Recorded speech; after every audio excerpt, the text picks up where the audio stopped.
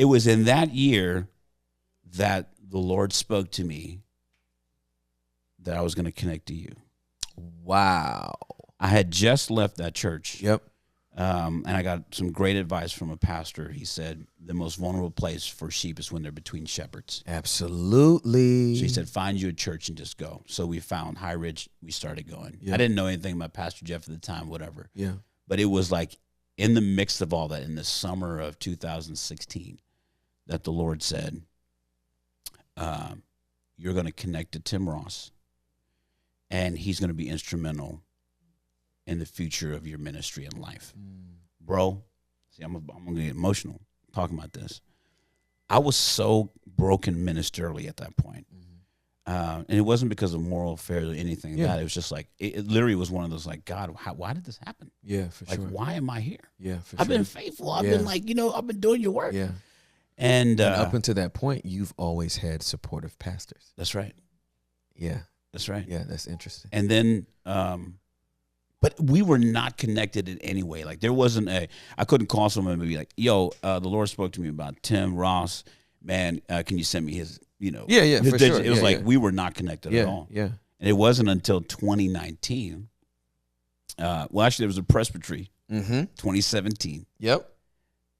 Mallory was a presbyter. Mallory Basham. Yes. Yep. And she says to me, I feel like the Lord wants you to get hot with Scripture. Honest, open, and transparent. It's the first time I heard it, and I was like, okay. She goes, my friend Tim Ross, he uses that phrase. Now, remember, we had never met. She goes, I feel like God just wants you to do the same. Get out of Dodge. Bro, I got the receipts. I got this on tape. 2017, 2 years before you and I meet. Dang. So then we meet in 2017. Yep. And I just come up to you and I go, because I never felt a release to even reach out to you from the time that I heard the Lord wanted me to connect with you. But it was that time that we ran into each other at our church, and the Lord said, okay, now it's time. And that's when I came up, and all I said to you was, hey, nice to meet you. I feel like the Lord wants us to connect, but I just want to submit that to you. And you said, all right, let's do breakfast tomorrow. And I'm like, this dude just blew me off, man. Because, how many times have you heard that, right? Like, oh, yeah, we'll do breakfast tomorrow. But I knew because you were still doing presbytery during that. Yeah. So the next day came, and you did your thing. And then you were like, all right, let's go to Cracker Barrel. I was like, okay, we doing this. So we went to Cracker Barrel. Let's go slow. Yeah. Because I think this is going to help a lot of people. Okay. I think this can be a teaching moment for a lot of people. Yeah. You heard the Holy Spirit tell you that you and I were going to connect. Mm-hmm. You never DM me. That's right. You didn't reach out on Instagram. Mm-mm. You didn't send a friend request on Facebook and then try to reach out through that. Mm-hmm. You didn't try to use a mutual friend or somebody to connect. That's right. You heard it, and you waited for your opportunity. That's right. Yeah, the only one I told was my wife. Mm-hmm.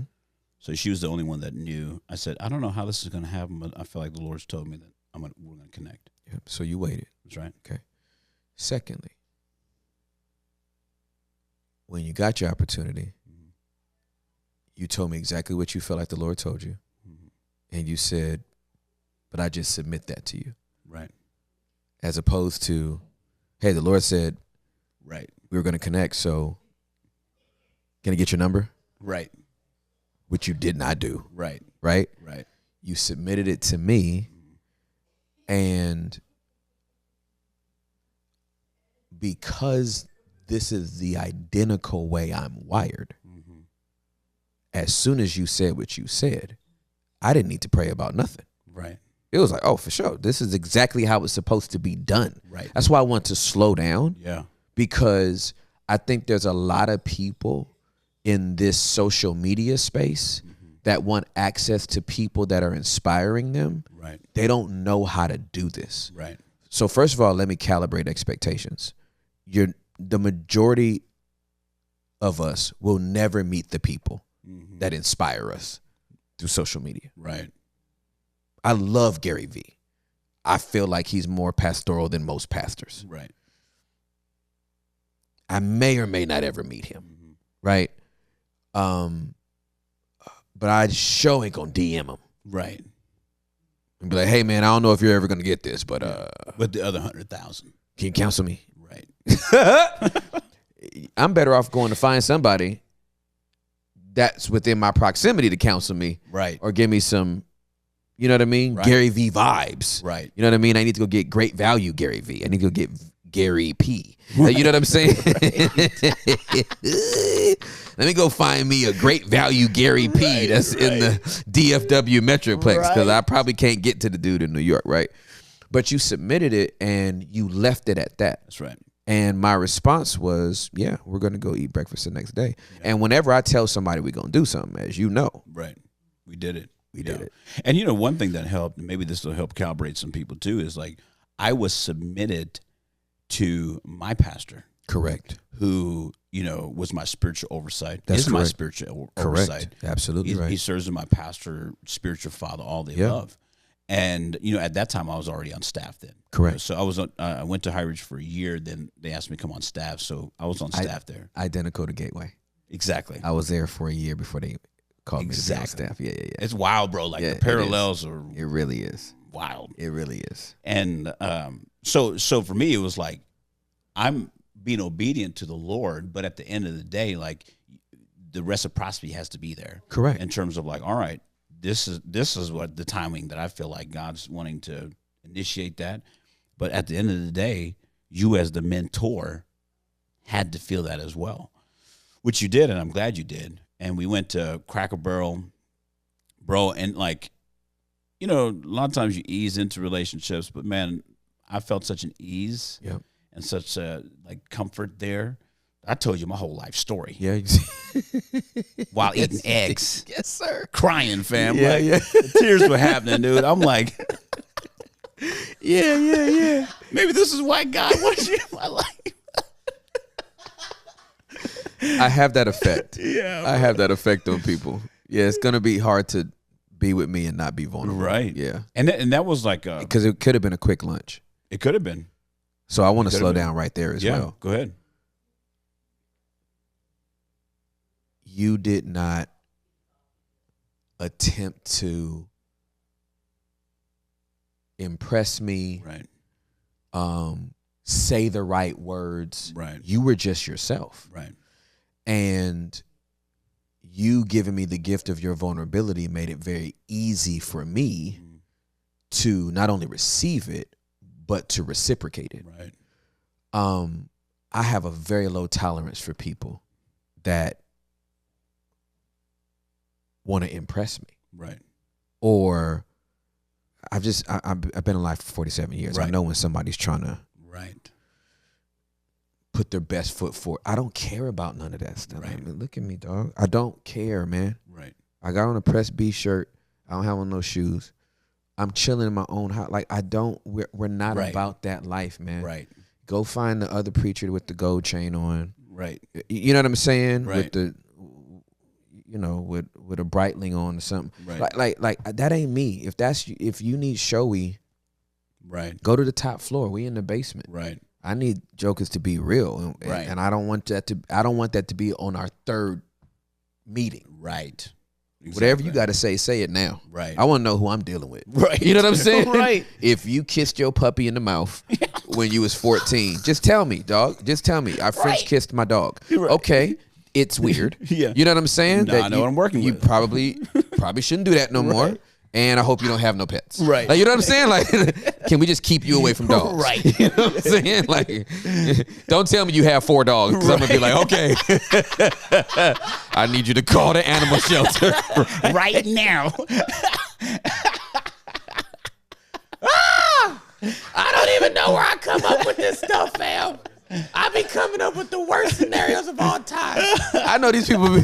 I know them dwellers be like, how come nobody can have no regular issues? How come it can't just be self-esteem issues? But you know, somebody listening probably like, I was kissing my dog in the mouth. I'm gonna go see a therapist. Let me go download Peace of Mind right now. I'll do the $100 version. I gotta overcome this. I kissed the dog and I liked it. And now I have to buy peace of mind. The whole thing. The whole thing. Oh, Jesus. Okay, Lord. You know I'm throwed, Jesus. Okay. All right. I'm throwed. Okay.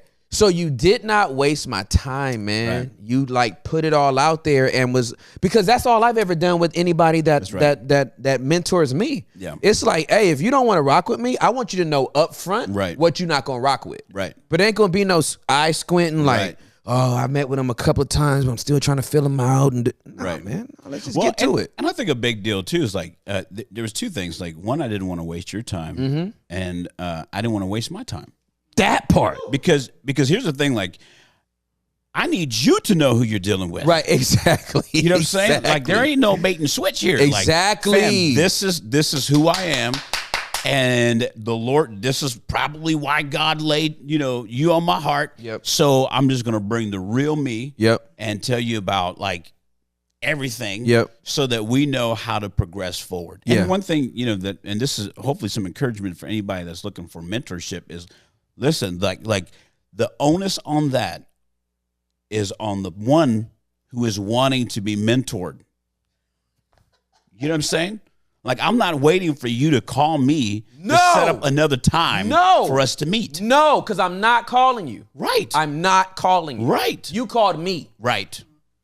Right. Please help the people. And here's another thing. Lord, have I mercy. also This is blessing me. wasn't going like, hey, Tim, can you come to where I'm at? Can you drive down to Fort Worth? Please. Make it convenient for me?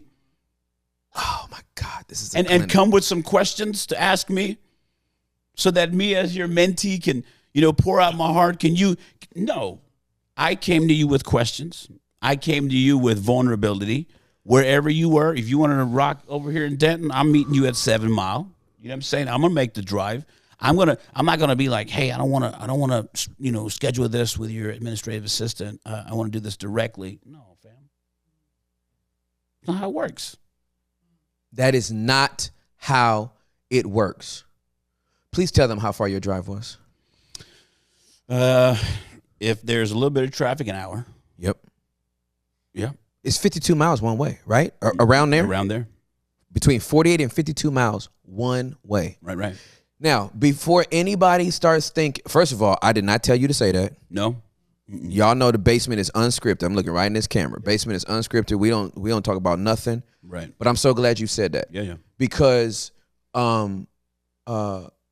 this is not, and I want you to hear my heart based on what Tim just said. This is not making the band. Right. You know what I mean? Right. Go get me cheesecake. Right. I'm putting up an obstacle course, and I want to know how bad you really want it. Right. You want this record deal? Right. Wash my car at 5 o'clock in the morning. Yeah. No, that's pimp. Right. That's pimp-ish. Right. I put a hyphen there so nobody think that's pimp-ish. Right. Like I'm not talking about that. I'm talking about because of my life and because of what I have to do. If I give you the opportunity and I tell you I create the space, make it convenient for the person that you want the mentorship from. Right. Why would you make it inconvenient to draw from his or her well? Right. But see, that's also where I think like a lot of people are flesh driven. Right? Because the only thing that Elijah did to Elisha is smack him with a jacket. And then he walked off. Is that where Benny Hinn got it from? You never know. Except Elisha didn't fall back. He didn't have no catches either. He didn't have no catches. Take it. He'd have hit that plow, bro, with the back of his head and been over.